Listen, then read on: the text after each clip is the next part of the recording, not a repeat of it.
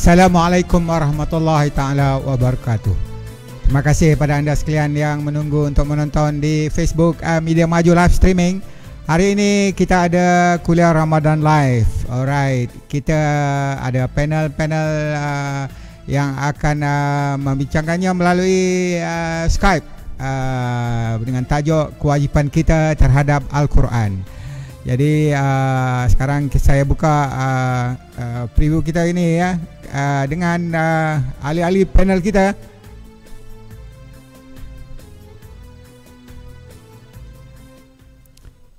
Assalamualaikum. Waalaikumsalam warahmatullahi wabarakatuh. Alright, terima kasih kerana join melalui Skype dalam program kuliah Ramadan Live hari ini.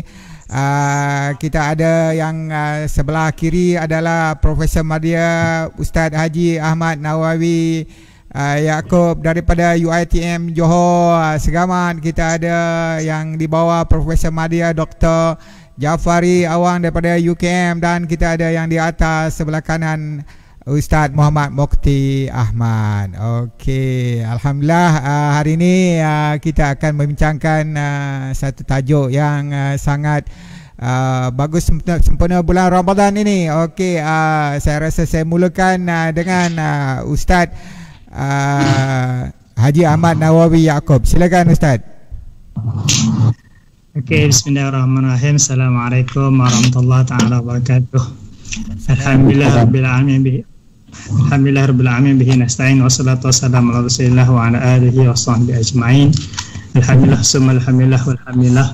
Terima kasih kepada moderator kita Encik Muhammad Syukri, sahabat saya Profesor Madya Dr. Jafari Awang UKM. Ini kawan lama ni. Kalau terperasan kita kawan lama ni. UKM dulu. Yang bahagia Ustaz Mukti Ahmad dari Al-Ustaz. Faham Ustaz? Alhamdulillah. Kita kita jumpa alhamdulillah. Alhamdulillah. InsyaAllah. Jadi ini minggu yang kedua kita berada dalam bulan Ramadan. Alhamdulillah, tuan-tuan dan semua sekalian. Hari ini kita akan bincangkan sikit berkaitan dengan kewajipan kita terhadap Al-Quran. Kewajipan kita terhadap Al-Quran. Jadi elok kalau kita kupas lebih dahulu berkaitan dengan Al-Quran itu sendiri. Okey, sidang penonton dan pelayar yang dikasihi sekalian, bila kita sebut Al-Quran, kita tahu itulah kitab Allah Subhanahu Wa Taala yang Allah Taala turunkan dalam bahasa Arabnya kepada Nabi kita Nabi Muhammad sallallahu alaihi wasallam, dan kitab yang penuh dengan mukjizat, kitab yang dibacanya dengan penuh ibadah, kitab yang membawa hukum dan undang-undang dan membawa hidayah kepada seluruh manusia. Dan Allah Subhanahu Wa Taala menyebutkan dalam Al-Quran, haza kitabun lisanan arabiyyan liyunzal ladzina zalamu wa busyra lil muhsinin. Haza kitabun wa haza kitabun musaddiqan lisanan arabiyyan liyunzal ladzina zalamu wa busyra lil muhsinin. Surah Al-Ahqaf ayat 12. Allah menjelaskan yang bermaksud, inilah kitab yang benar, kitab yang dalam bahasa Arab, untuk mengingat atau untuk memberi ingatan kepada orang-orang yang zalim, memberi perkhabaran gembira kepada mereka yang melakukan kebaikan. Jadi tuan-tuan dan jemaah sekalian, alhamdulillah, bila kita sebut Quran, kita faham bahawa Al-Quran adalah merupakan wahyu Allah Subhanahu Wa Taala. Dia adalah kalam Allah Subhanahu Wa Taala yang Allah Taala turunkan dalam bahasa Arab kepada Nabi Muhammad sallallahu alaihi wasallam, dan Al-Quran itu menjadi wahyu dan petunjuk kepada bukti kenabian Rasulullah sallallahu alaihi wasallam. Dan tuan-tuan sekalian, insya-Allah dengan adanya Al-Quran, maka satu mukjizat yang terbesar yang Allah berikan kepada kita umat Nabi Muhammad sallallahu alaihi wasallam, bermula dengan turunnya Iqra, bermula dengan turunnya ayat yang pertama Iqra di Gua Hira pada 17 Ramadan, maka disitulah bermulanya penurunan Al-Quran, sehinggalah dalam tempoh 23 tahun lamanya Quran itu diturunkan kepada Rasulullah SAW, daripada Mekah sampai ke Madinah, yang semuanya adalah merupakan wahyu Allah Subhanahu Wa Taala. Quran ini satu mukjizat yang besar kepada kita, subhanallah. Ia bukan kitab sains, tapi ada sains di dalamnya. Ia bukan kitab sejarah, tapi ada sejarah dalamnya. Dia bukan kitab sastra, tapi sastranya cukup indah dan cantik. Ia bukan kitab ilmu fizik, tapi ada elemen fizik di situ. Dia bukan kitab matematik, tapi kita boleh lihat ada unsur-unsur matematik di situ. Jadi mukjizat Quran, kelebihan Quran yang Allah Ta'ala berikan dan ada di tangan kita hari ini adalah satu yang luar biasa. Jadi sidang tuan-tuan pelayar sekalian, insya-Allah, bila kita memegang Al-Quran, bila kita membaca Al-Quran, rasalah bahawa ia adalah anugerah Allah kepada kita. Ia adalah kalam Allah kepada kita. Subhanallah. Jika Allah berbicara dengan kita, maka bicara Allah itu daripada Al-Quran. Jika kita mahu berbicara dengan Allah, maka kita berbicara itu ialah kita membaca Al-Quran. Subhanallah. Jadi tuan-tuan, sedang penonton sekalian, sedang pelayar sekalian, sempena dengan Ramadan mulia ini, marilah kita mendekatkan diri. Marilah kita lebih lagi, insya-Allah, mendekatkan diri dan memperbanyakkan tilawatul Quran kita, tadarus Al-Quran kita, malah insya-Allah sama-sama kita mentadaburkan Quran. Kalau boleh kita khatamkan Quran dalam masa Ramadan, subhanallah, alhamdulillah. Okey, itu mungkin untuk permulaan dulu, insya-Allah hari ini. Silakan. Okey, terima kasih Profesor Madya Ustaz Haji Ahmad Nawawi. Okey, saya beralih kepada Profesor Madya Dr. Jafari Awang. Silakan Prof. Assalamualaikum warahmatullahi wabarakatuh. Waalaikumsalam warahmatullahi wabarakatuh. Pengurus pengacara DJ hari ini, Tuan Haji Syukri. Terima kasih sekali lagi kerana diberi peluang untuk sama-sama berkongsi dengan ahli panel. Yang hormati Prof. Madya Dr. Ahmad Nawawi Yaakob. Kan lama Ya Allah, alhamdulillah. Lama kita. Yang dihormati Ustaz Muhammad Mufti Ahmad. Ini pertama kali kita bersemuka di ruang maya. Baik, bila bercakap tentang soal kewajipan terhadap Al-Quran ini, apa yang saya cuba nak bincangkan adalah secara jelasnya bahawa Al-Quran memaparkan kepada kita, kepada seluruh pembaca, kepada seluruh umat manusia ini, bahawa ada dua dimensi, dua perkara. Pertama, al-ihwal yang berkaitan dengan akhirat, al-ihwal yang berkaitan dengan apa yang bakal berlaku. Kemudian juga al-ihwal berkaitan dengan dunia. Walaupun ada dua dimensi itu, tetapi tidak saling berkait antara satu sama lain. Dalam perkataan bahawasanya al-ihwal berkaitan dengan akhirat menjelaskan perkara gaib tadi ada kaitan dengan apa juga perkara berkaitan dengan dunia. Kerana perkataan bahawasanya Al-Quran tidak meninggalkan sesuatu pun. Al-Quran itu adalah sesuatu yang lengkap, yang sempurna, dan ia merupakan panduan hidup kepada umat manusia, sama ada yang Muslim maupun bukan Muslim, dia dapat dimanfaatkan. Malah jelas di sini bahawasanya Al-Quran sendiri adalah dikurniakan ganjaran yang cukup banyak pada para pembacanya. Kita petik daripada hadis yang diriwayatkan oleh Abu Naim, afdalu ibadati ummati tilawatul Quran. Sebaik-baik ibadat bagi umatku adalah membaca Al-Quran. Membaca di sini dengan merujuk bahawasanya bukan sekadar membaca secara literal, secara harfiah, tetapi membaca dalam konteks yang beri makna, memberi kesan kepada umat manusia, khususnya umat Islam, adalah membaca secara memahami kandungan dan apa yang diinginkan oleh Al-Quran sendiri.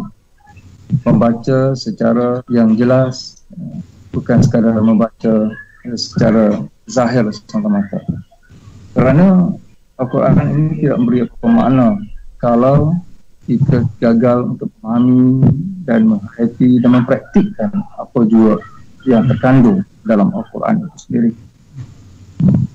Sebab itulah dalam sabda Rasulullah yang lain pula menjelaskan bahwasanya yaqra'ul Qur'ana ma nahaka wa illam min yanhaka falasta taqra'u.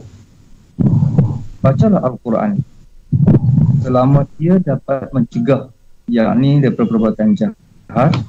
Apabila ia tidak dapat lagi menahanmu daripada perbuatan itu, maka engkau belum membaca.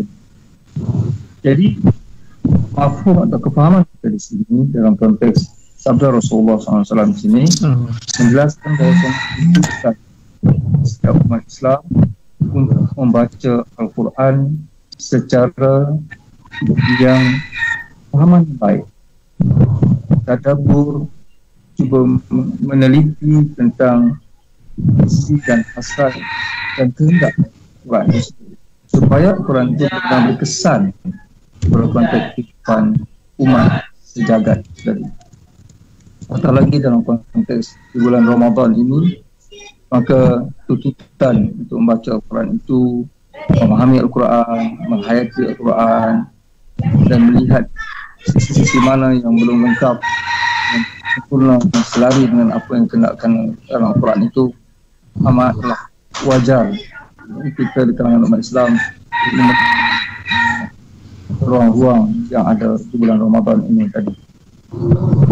Dalam konteks kita berada di rumah, kita tak supaya berada di rumah sekarang, jadi kita harus memanfaatkan waktu yang ada ini untuk mentadabbur, untuk mengulang kaji, melihat, memahami, membaca Al-Quran secara yang benar-benar memberi makna.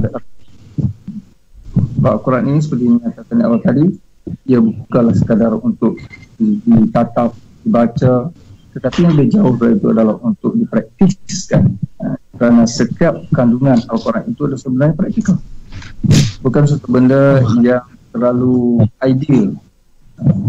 Sebab semua apa yang dibicarakan oleh panel pertama tadi itu menjelaskan kepada kita bahawasanya semua dimensi ilmu terkandung di dalam Al-Quran tadi. Tinggal lagi adalah sejauh mana umat Islam dan manusia seterusnya nak menggali, nak memahami, nak mendedahkan segala khazanah itu dalam konteks hidup. Jadi itu dulu saya rasa mukadimah awalan saya dalam bicarakan tentang soal kewajipan membaca ataupun kewajipan kita terhadap Al-Quran. Terima kasih. Alright, terima kasih Profesor Madya Dr. Jafari Awang daripada UKM. Alright, saya jemput Ustaz Muhammad Mokti daripada Al-Usta. Dipersilakan Ustaz. Assalamualaikum warahmatullahi wabarakatuh. Waalaikumsalam. Dan DJ kita pada hari ini Tuan Haji Syukrin, Profesor Ustaz Ahmad Nawawi yang sering bersama kita, alhamdulillah. Alhamdulillah, okey. Pada hari ini Profesor Ustaz Jafari Awang. Mudah-mudahan semua kita dirahmati oleh Allah Subhanahu wa taala. Alhamdulillah telah mendengarkan daripada ahli panel kita sebelum ini penerangan dan juga mukadimah yang sangat baik, yang penuh dengan ilmu dan juga faedah-faedah yang boleh kita ambil. Mudah-mudahan kita mendapat manfaat daripada apa yang dikongsikan pada hari ini. Berkenaan dengan kewajipan kita dengan Al-Quran, secara ringkasnya, yang pertama sekali adalah wajib kita sebagai umat Islam yang beriman kepada Allah dan Rasul, wajib kepada kita semua untuk memuliakan Al-Quran. Kerana Al-Quran adalah suatu kitab yang termulia, kerana terkandung dalamnya kalam Allah Subhanahu wa taala.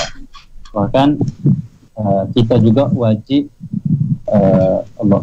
memandang Al-Quran ini adalah satu kurniaan daripada Allah Subhanahu wa taala. Satu kurniaan daripada Allah Subhanahu wa taala. Jadi wajiblah kita memuliakan Al-Quran. Itu yang pertama, kerana Quran itu adalah semulia-mulia kalam, kerana dia adalah kalam Allah. Yang kedua, diturunkan dan dibaca oleh semulia-mulia insan, iaitu Nabi Muhammad SAW, dan menyampaikan pula kepada kita sebagai umat, itu umat Nabi SAW. Bahkan umat Nabi SAW juga dimuliakan dengan Al-Quran. Karena Al-Quran itu sendiri, sebenarnya Prof. Ustaz Ahmad Zawi, juga Prof. Jafari Awang bukan sebelum tadi, itu berkenaan dengan Quran ini terkandungnya ilmu. Bahkan Quran itu juga terkandungnya ilmu orang terdahulu, ilmu Allah SWT, dan juga akan datang. Ilmu dahulu dan ilmu akan datang. Jadi Quran itu terkumpul ilmu dahulu dan ilmu akan datang. Maksudnya ilmu masa lalu pun ada, ilmu masa depan pun ada. Ilmu masa lalu berkenaan dengan umat-umat terdahulu dan sebagainya. Adapun ilmu masa akan datang dan dengan apa yang akan terjadi di masa yang akan datang. Dan banyak-banyak lagi ilmu berkenaan dengan Al-Quran. Yang keduanya, yang pertama wajib kita muliakan Al-Quran.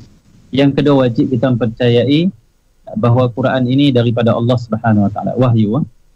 Sebab ada juga orang yang tidak mempercayai Quran itu daripada Allah Subhanahu Wa Taala. Na'udzubillah. Jadi rukun iman di antaranya adalah wajib kita mengimani, mempercayai kitab-kitab Allah Subhanahu Wa Taala. Yang ketiganya, kewajipan kita terhadap Al-Quran, iaitu kita mengambil Al-Quran itu sebagai asbab untuk kita mendapat hidayah. Kerana Al-Quran itu sendiri hudal lil muttaqin, petunjuk hidayah kepada orang-orang yang bertakwa kepada Allah Subhanahu Wa Taala. Bahkan Saudara Muhammad, Quran ini juga asbab menjadikan seorang itu orang yang sangat mulia dan orang yang mendapat segala kebaikan. Kerana Al-Quran itu hidayah, seorang itu bila mendapat hidayah, maka hidayah adalah asbab akan mendapat segala kemuliaan dan ketinggian si Allah Subhanahu Wa Taala. Yang seterusnya, yang keempat, wajiblah bagi kita untuk mempelajari ilmu-ilmu yang terkandung dalam Al-Quran. Wajib kita mempelajari ilmu-ilmu berkenaan dengan Al-Quran, dengan para ulama, dengan orang yang mereka itu ahli dalam Al-Quran. Yang kelima, yang terakhir, iaitu kita menyebarkan ilmu ataupun apa saja isi kandungan yang ada dalam Quran. Itu kita berdakwah dengan kita menggunakan hujah kita adalah Al-Quran. Di samping kita membaca juga hadis-hadis Nabi sallallahu alaihi wasallam. Jadi itu ringkasan saja. Sebenarnya banyak lagi kita dalam Quran. Bagi itu hanyalah ringkasan saja. Allah Akbar. Alright, kita berhenti dulu untuk di situ dengan Ustaz Muhammad Mukti, nanti dia sambung lagi. Okey, kita kembali kepada Prof. Madya Ustaz Haji Ahmad Nawawi Yaakob. Okey, tadi telah sentuh tentang Al-Quran itu sendiri. Kemudian sekarang mungkin Ustaz nak lebarkan lagi penyampaian Ustaz. Silakan Ustaz. Okey, bismillahirrahmanirrahim. Assalamualaikum warahmatullahi taala wabarakatuh. Terima kasih kepada rekan-rekan sekalian. Terima kasih kepada Ustaz Mukti bagi ulasan yang bernas dan ada poin yang kita nampak di situ. Terima kasih kepada Ustaz Jafari, insya-Allah, alhamdulillah. Al-Quran ni kalau kita perhatikan, dia satu mukjizat tu kita nak cerita kan, sebagai manusia biasa, sebagai kita ni orang-orang biasa kan. Dia satu keajaiban yang tidak ada pada benda yang lain, tidak ada pada bacaan yang lain. Kalau kita baca novel contohnya, kita akan baca sekali dah habis, dah lah. Kita nak baca dua kali pun kita rasa saya dah tahu, buat apa baca lagi. Tapi bila kita baca Quran, dia punya tarikan, dia punya keindahan dia punya kesedapan dia akan berlangsungan. Dia sentiasa ada yang menarik, subhanallah. Di situlah indahnya dan uniknya Al-Quran. Kita banyak kali baca lagi Quran, lagi kita akan rasa gembira dan suka kepada Al-Quran. Keunikan Al-Quran itu perlu dibaca, bukan sekadar di miming saja, miming kan. Dan kena baca, kita kena baca betul-betul. Jangan kita buka Yasin tu kita tengok kan. Tak jadi. Dia kena baca. Yasin, Al-Quran, Al-Hakim. Jadi sebutan-sebutan itu boleh merangsang lidah kita, merangsang otak kita, merangsang seluruh anggota badan kita untuk kita bertadabbur kepada Allah Subhanahu wa taala.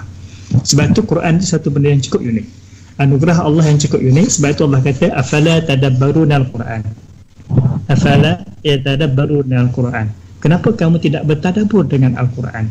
Walau kana min indi ghairillah lawajadu fiha ikhtilafan katsira. Surah An-Nisa ayat 76. Kalau sekiranya Quran itu bukan daripada Allah, nescaya kamu akan dapati di dalam Al-Quran itu banyak yang berselisih antara satu sama lain. Banyak fakta yang salah dan silap. Tapi oleh kerana Allah kata Quran itu daripada Allah, maka di situ tidak ada sebarang perselisihan fakta, tidak ada sebarang duplikat atau benda-benda yang kita anggap sebagai benda yang boleh menjadikan Al-Quran itu hilang mukjizatnya, hilang mukjizat, hilang credibility.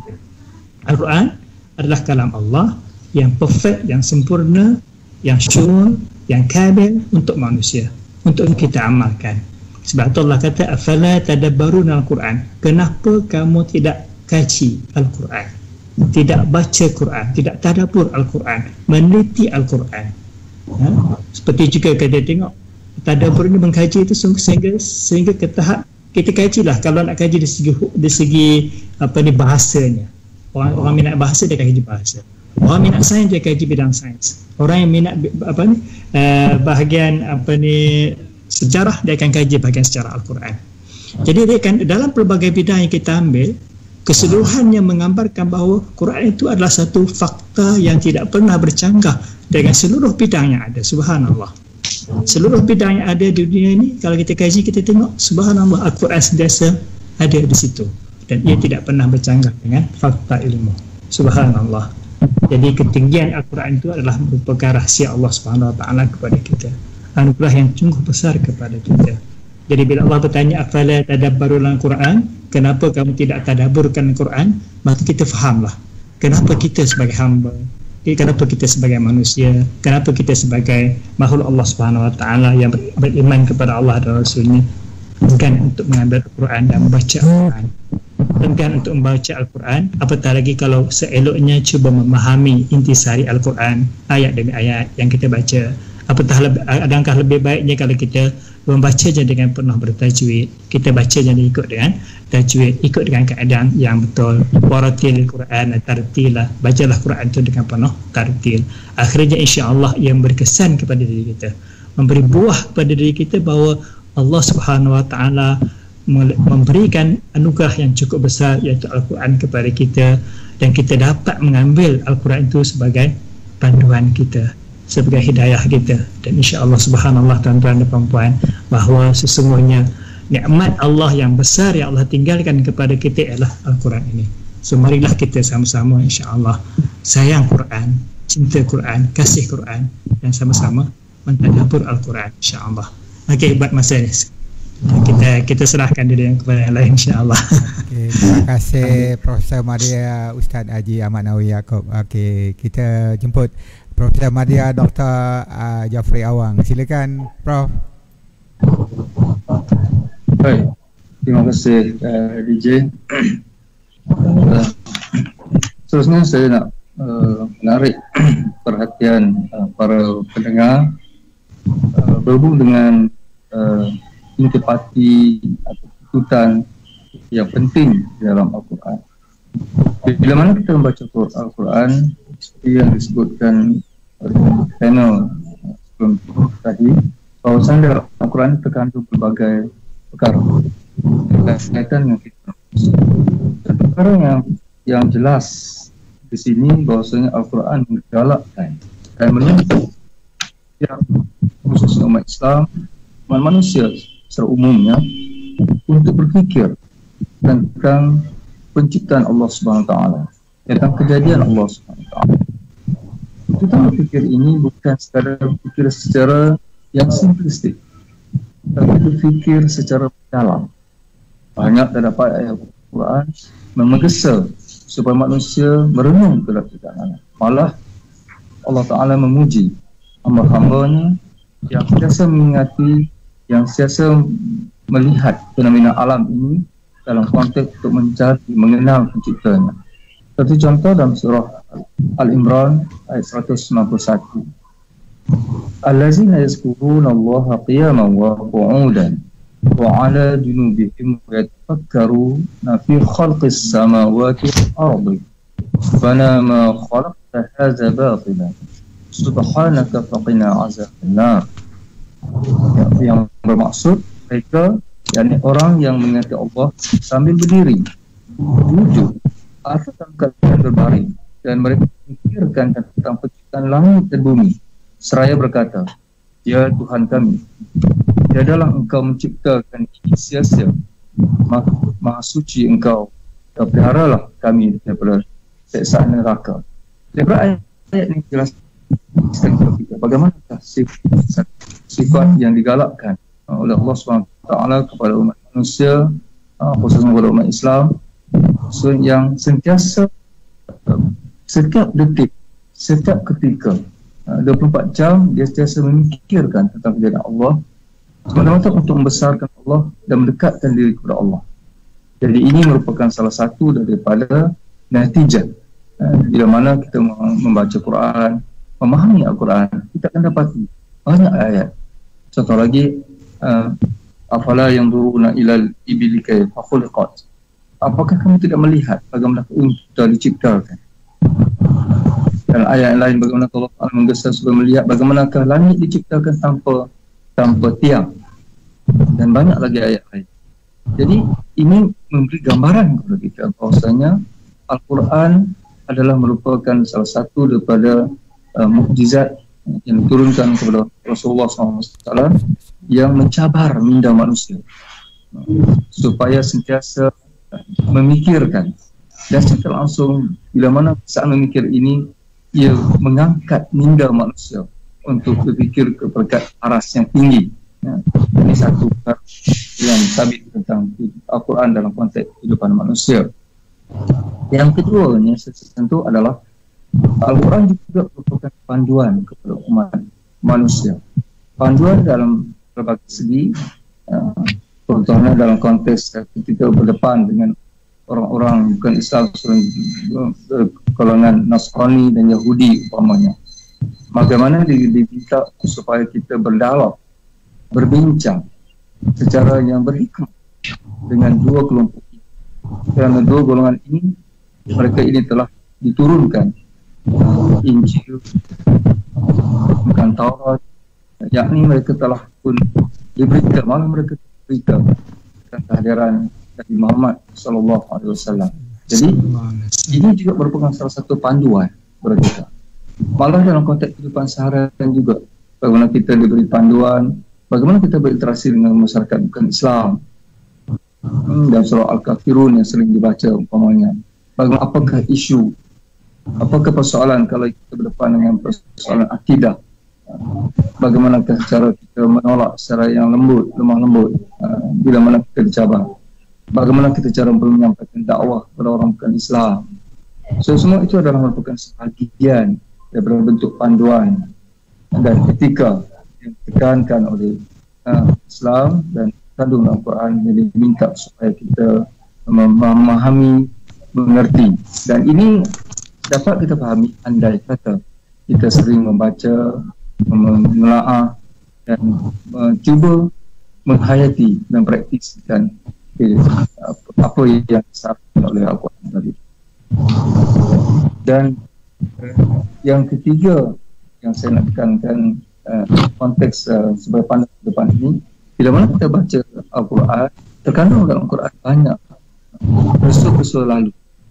Jadi tentu ada mesej. Apakah mesej peristiwa-peristiwa lalu ini dipaparkan?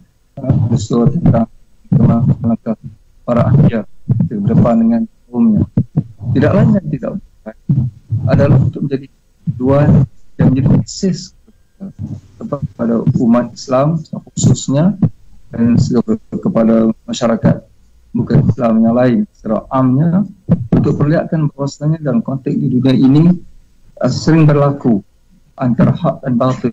Ini dua perkara yang sering bertentangan, dan ia merupakan salah satu daripada cabaran yang perlu dihadapi dan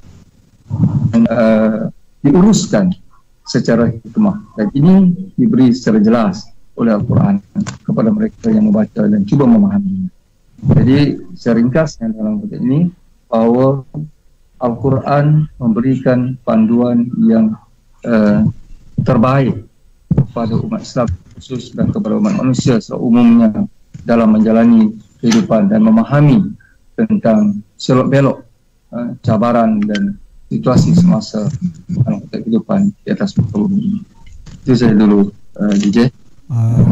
Okey, terima kasih Profesor Madya Dr. Jafari Awang. Kita mendengar pula daripada Ustaz Muhammad Mukti Ahmad daripada Al-Ustaz. Silakan Ustaz. Terima kasih pada DJ kita pada hari ini, Tuan Haji Syukri. Kita alhamdulillah mendengar daripada Prof kita pada petang ini, alhamdulillah sebuah penerangan dan juga penjelasan penuh dengan manfaat dan juga ilmu-ilmu yang boleh kita ambil berkenaan dengan sambungan, berkenaan dengan kewajipan kita terhadap Al-Quran, seperti mana yang saya sebut tadi, berkenaan dengan memuliakan Al-Quran. Berkenaan dengan memuliakan Al-Quran, sudah pastilah yang paling utama sekali adalah kita beradab dengan Al-Quran. Kerana pada hari ini kita tengok tak ramai orang dia nak menjaga adab dengan Quran. Ada orang dipandang Quran ni hanyalah macam kitab-kitab yang lain, dipandang macam buku-buku biasa dan sebagainya. Buktinya apa? Kita tengok ada orang yang tak menghiraukan di rumah dia di mana Quran diletakkan. Ada yang meletakkan kadang-kadang baju di atas Al-Quran, letakkan Quran di bawah. Kita tengok ini berlaku. Kadang berlaku juga di masjid atau surau. Ahli jemaah yang datang kita tengok kadang-kadang mengambil surah Yasin ataupun Quran yang dibaca, kadang meletakkan di atas maksudnya tanah ataupun kapek lah. Jadi tidak kurang dari segi adab kepada Al-Quran. Sedangkan para ulama, para awliya dan salihin, bila memegang Quran saja mereka akan merasa gerun pada Allah Subhanahu wa taala. Di mana sahabat Nabi sallallahu alaihi wasallam Sayyidina Ikrimah radhiyallahu anhu, ketika mana dia pegang Quran, buka, waktu mana nak baca, dia mengatakan hadza kalam rabbi, hadza kalam rabbi, sambil menangis. Maksud dia apa? Takutnya dia dengan firman-firman Allah dan Quran. Dia memandang Quran ini satu benda yang berat, satu kewajipan yang sangat berat daripada Allah Subhanahu wa taala kepada hamba-Nya. Bahkan seperti mana dalam Quran, law anzalna hadzal qur'ana ala jabalin la ra'aitahu khashi'an mutasaddian min khasyatillah.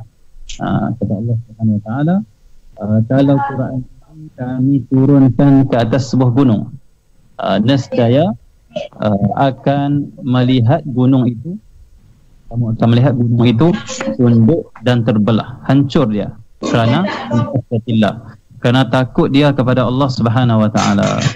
Maka para ulama, para salihin, mereka memandang Al-Quran ini suatu yang agung, satu benda yang berat, yang turun daripada Allah Subhanahu wa taala. Maka mereka merasakan takut, sehingga pegang Quran belum baca pun sudah menangis, takut dengan Allah Subhanahu wa taala, takut tak dapat nak menjalankan perintah-perintah Allah Subhanahu wa taala, takut tidak dapat meninggalkan larangan-larangan Allah Subhanahu wa taala. Seperti mana yang kita dengar kisah berkenaan dengan orang Syekh yang tulis Quran duduk di Arab Saudi, yang dia berasal daripada Syria. Dia kata, aku pernah menulis Quran sebanyak 13 kali, daripada Al-Fatihah, Al-Baqarah itu sampailah An-Nas. Ada peristiwa yang Osmani itu. Jadi Arab dikeluarkan tu. Jadi tulis dia tu menulis Quran 9 kali dia kata. Sempurna. Kata dia, aku ni waktu mana aku Quran, aku merasa sangat sedap ketika mana sampai kepada ayat-ayat nikmat. Dalam syurga ada nikmat sedap, indah. Tapi dia kata bila sampai ayat-ayat berkenaan neraka, kadang-kadang tangan aku tertekar, kata dia. Aku tak dapat nak tuliskan penulisan kerana merasakan sangat takut dengan ancaman-ancaman Allah dalam Al-Quran.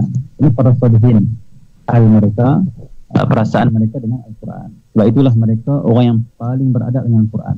Jadi yang pertama sekali cara untuk kita memuliakan Al-Quran adalah kita beradab dengan Al-Quran. Pastikan Quran di rumah kita itu di atas.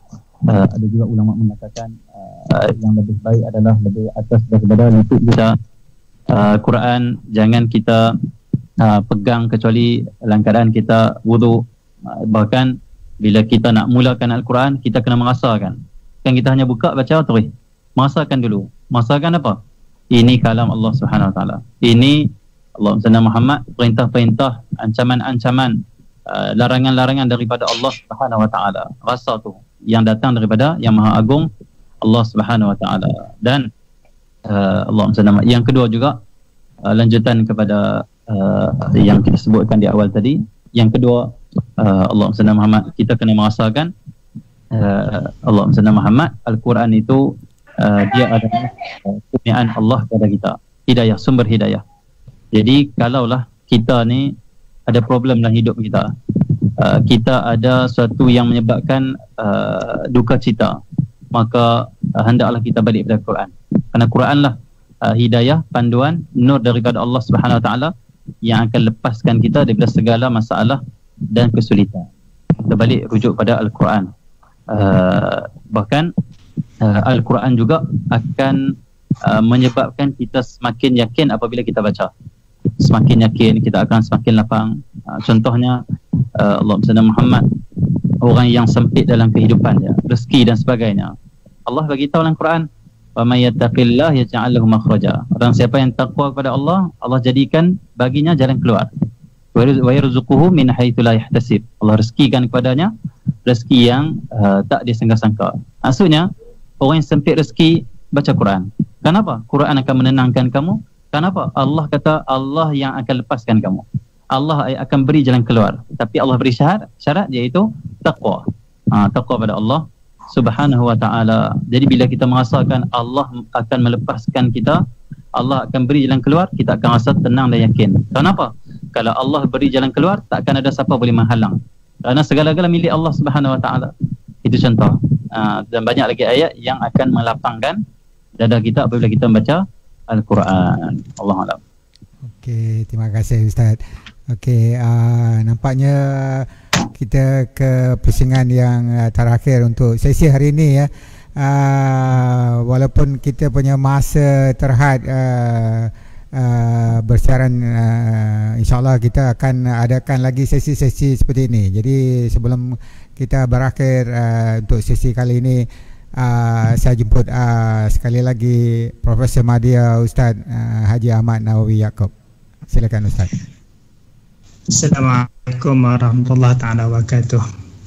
Alhamdulillah bihi nasta'in wassalatu wassalamu ala Rasulillah. Terima kasih kepada rekan-rekan panel kita dan pendengar yang pelayar pada ketika ini. Alhamdulillah ramai juga yang share live streaming kita pada petang ini. Seperti yang Ustaz Mukti sebut tadi, bahawa bagaimana kita perlu menjaga adab kepada Al-Quran.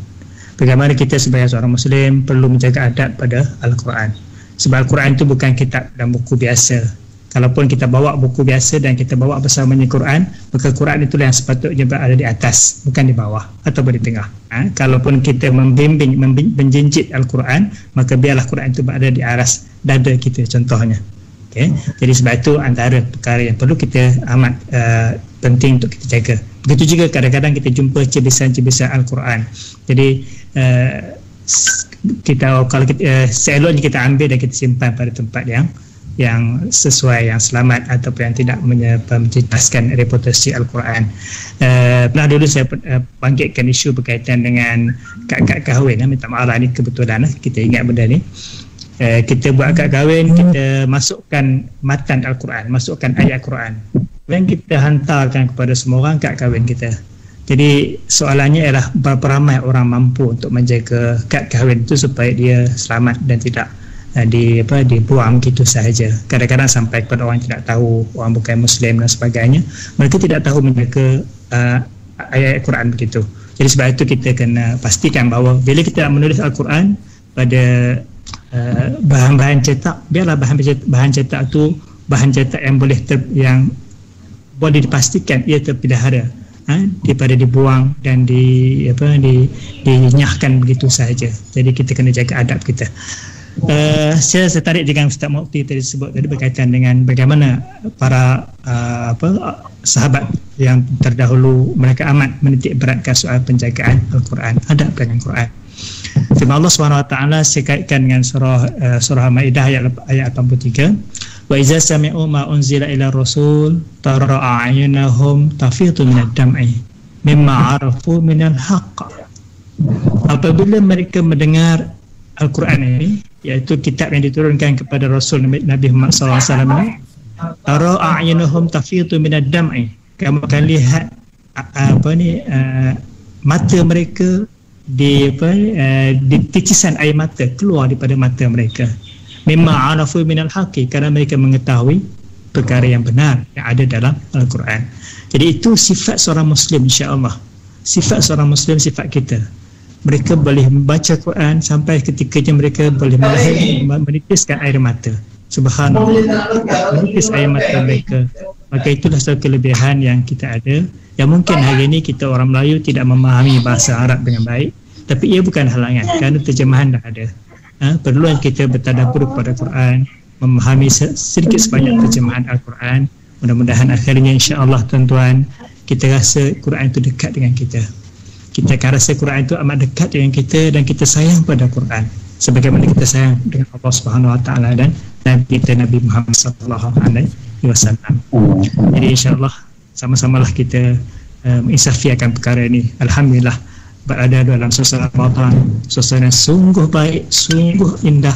Alhamdulillah, bacalah Quran, tadaruslah Quran, cubalah fahami juga maksud maknanya supaya insya-Allah alhamdulillah kita akan lebih kasih dan cinta kepada Al-Quran. Insya-Allah sekian dulu kita. Terima kasih pada Syukri dan rakan-rakan. Okay, terima kasih kepada Profesor Madya Ustaz Haji Ahmad Nawawi Yaakob. Okey, kita pergi kepada Profesor Madya Dr. Jafari Awang. Okey, sebagai akhirnya untuk sesi kali ini, Prof, silakan. Baik, terima kasih DJ dan rakan-rakan ahli panel yang lain. Satu perkara lagi yang saya cuba nak menarik perhatian para pendengar berhubung dengan keperluan kita terhadap Al-Quran ini. Yang jelas bahawasanya Al-Quran menyatakan kepada kita, menunjuk kepada kita tentang hala tuju kehidupan, tujuan kehidupan dinyatakan oleh Al-Quran, disebut oleh Al-Quran. Wa ma khalaqtul jinna wal insa illa liya'budun. Tidak aku ciptakan jin dan manusia ini kecuali untuk beribadah. Jadi memberi gambaran kepada kita bahawa Al-Quran menggambarkan kepada kita bahawa tugasan, tanggungjawab setiap individu yang berada di atas muka bumi ini tidak lain dan tidak bukan adalah untuk beribadah. Kemudian dijelaskan pula dalam konteks beribadat keperluan mengisi masa. Adalah ayat Al-Asri yang sering kita baca. Wal asri innal insana lafi khusr illa allazina amanu wa amilus solihat wa tawasaw bil haqq wa tawasaw bis sabr. Menjelas kepada kita pula bagaimana Al-Quran memberi peringatan dan beri pentingnya masa yang perlu diisi oleh setiap umat manusia ini dengan perkara yang berfaedah, perkara yang baik perlu diisi. Dan ini memberi gambaran kepada kita, memberi ingatan kepada kita bahawasanya Al-Quran setiap ketika, setiap detik sentiasa menjemput hati-hati manusia, menjemput minda manusia, suruh merenung tentang kejadian mereka, kejadian diri sendiri, dan tentang kemudahan yang Allah muliakan untuk dimanfaatkan semata kerana Allah Subhanahu Wa Taala. Dan inilah yang menjadi natijah konteks kehidupan setiap manusia tadi. Sebab kita tahu, kalau dia menjelaskan kepada kita tentang bagaimana kejadian kita daripada setitik air mani, kemudian yang berubah menjadi segumpal darah, kemudian berubah akhirnya menjadi manusia yang sempurna, juga dinyatakan secara jelas. Kenapa Al-Quran menjelaskan demikian? Tidak lain dan tidak bukan adalah untuk menunjukkan, menyedarkan manusia tentang siapakah kamu, kemanakah kamu, apakah tujuan kamu, dan kemanakah akhirnya kamu nanti. So satu perjalanan itu yang lengkap digariskan, digambarkan oleh Al-Quran kepada manusia. Jadi untuk itu, mau tak mau, manusia perlu membaca, menelaah, memahami tentang apa yang terkandung Al-Quran supaya ia menjadikan kehidupan kita, kehidupan manusia ini lebih sempurna, lebih baik. Dan lebih penting lagi adalah supaya kehidupan kita setiap ketika dan setiap detik ini sentiasa di bawah naungan Allah Subhanahu Wa Taala, sentiasa di bawah rahmat Allah Subhanahu Wa Taala. Itulah hasrat dan cita-cita penting kenapa kita menjadi kewajipan kita untuk menelaah Al-Quran setiap ketika, cuba memahami setiap kunci kandungan Al-Quran tadi. Dan yang terakhir yang kedua adalah tidak rugi bagi mereka yang baca Al-Quran. Kenapa? Sebab Al-Quran akan menjadi syafaat, memberi syafaat kepada pembacanya pada hari akhirat nanti. Jadi ini merupakan satu perkara ghaib yang akan datang. Juga sudah dinyatakan dalam Al-Quran.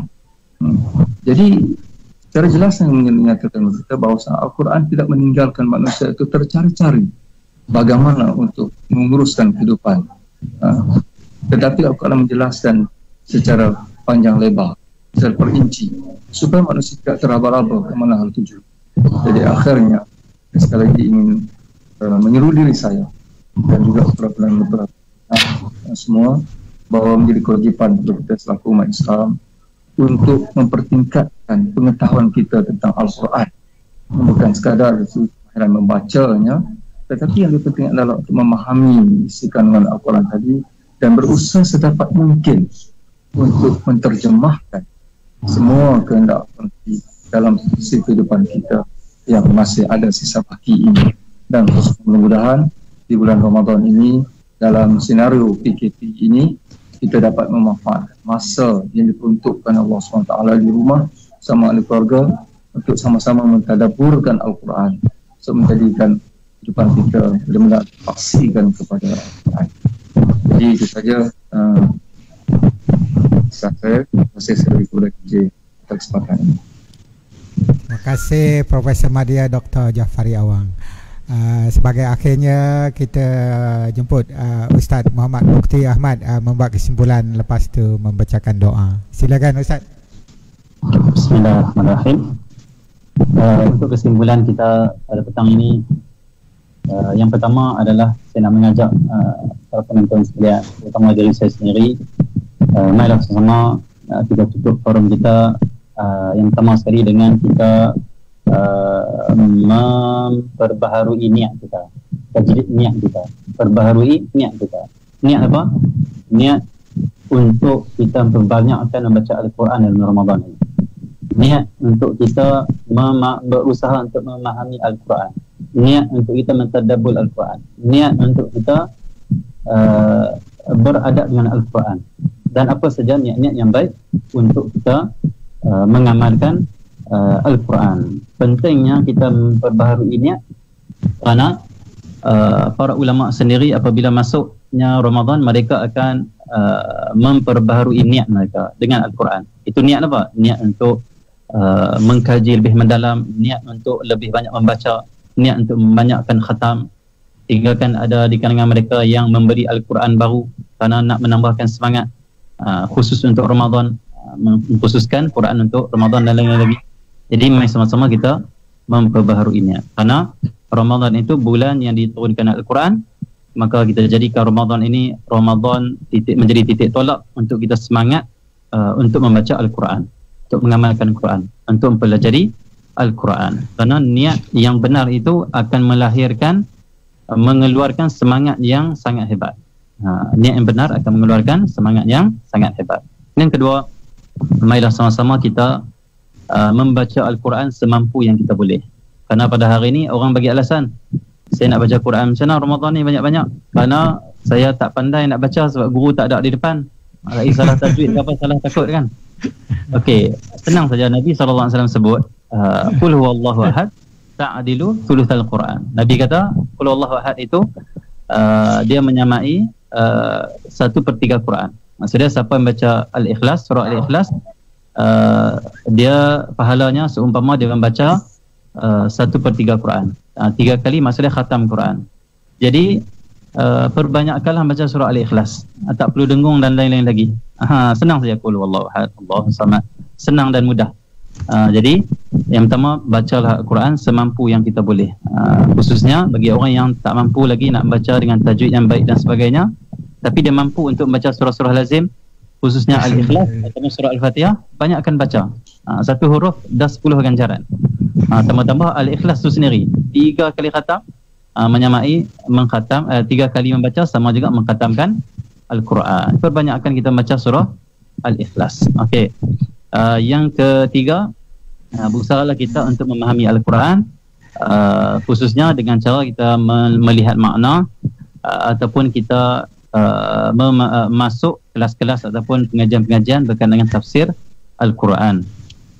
Yang keempatnya, untuk kesimpulan kita pada hari ini, Allahumma salli ala Muhammad, orang yang baca Al-Quran, mereka tidak akan rugi dunia dan akhirat. Bahkan orang yang baca Al-Quran, yang beradab dengan Quran, yang melaksanakan kewajipan Al-Quran, mereka akan bergembira apabila bertemu dengan Allah Subhanahu Wa Taala. Karena macam Prof kita sebut tadi, Quran itu memberi syafaat nanti di akhirat. Maka perkara yang paling gembira nanti di akhirat adalah kita mendapat syafaat Quran. Karena orang yang dapat syafaat Quran sudah pastinya tempatnya di dalam syurga Allah Subhanahu Wa Taala. Jadi yang kelima, yang terakhirnya, marilah sama-sama kita cuba mempraktikkan Quran dalam kehidupan kita. Cara untuk mempraktikkan Quran dalam kehidupan kita adalah kita melihat kehidupan Nabi Muhammad. Kerana Nabi Muhammad adalah orang yang paling sempurna mempraktikkan Al-Quran. Bahkan kata Sayyidatina Aisyah, akhlak Nabi SAW itu kana khuluquhul Quran. Adalah akhlak Nabi SAW itu Quran. Maksudnya Nabi orang paling sempurna mengamalkan, mempraktikkan Al-Quran. Jadi kita juga jangan meninggalkan membaca sirah, membaca syama'il atau membaca berkenaan dengan akhlak-akhlak Nabi SAW, dengan kehidupan Nabi SAW, dan kita ikut Nabi SAW. Kita dikira orang yang mengamalkan Al-Quran. Kerana Nabi SAW adalah orang yang paling sempurna mengamalkan Al-Quran. Mudah-mudahan kita dapat mengamalkan dengan sebaiknya apa yang kita dengar pada hari ini. Bismillahirrahmanirrahim. Alhamdulillah. Wassalatu wassalamu ala asyrafil anbiya'i wal mursalin sayyidina Muhammadin wa ala alihi wa sahbihi ajma'in. Allahumma rabbana wa illam taghfir lana wa tarhamna lanakunanna minal khasirin. Allahumma rabbana taqabbal minna salatana wa siyamana wa qiyamana wa ruku'ana wa sujudana wa takhashshu'ana wa tadarru'ana wa tammin taqsirana ya Allah, tammin taqsirana ya Allah, wa tammin taqsirana ya Allah ya arhamar rahimin. Ya Allah, bulan Ramadan yang penuh barakah ini, Ya Allah, ampunkanlah dosa-dosa kami, Ya Allah. Ampunkanlah dosa-dosa keluarga kami, ibu ayah kami, dosa sahabat-sahabat kami dan semua kaum muslimin, Ya Allah, Ya Arhamar Rahimin. Ya Allah, Engkau jadikanlah Ramadan ini bulan yang kami suka membaca Al-Quran, Ya Allah. Jadikanlah Ramadan ini Ramadan yang menyedarkan hati kami tentang kewajipan kepada Quran, Ya Allah. Ya Allah, jadikanlah Ramadan ini asbab sedarnya hati kami betapa pentingnya Al-Quran dalam hidup kami, Ya Allah. Ya Allah, jadikanlah Al-Quran itu panduan dalam hidup kami, Ya Allah, dan panduan kepada kaum muslimin, Ya Arhamar Rahimin. Ya Allah, jadikanlah Al-Quran itu syafaat kepada kami, Ya Allah, ketika mana hari kami bertemu denganmu, Ya Arhamar Rahimin. Jangan Engkau hina kami, Ya Allah. Ya Allah, jangan Engkau azab kami, Ya Allah. Muliakanlah kami dengan Al-Quran, Ya Arhamar Rahimin.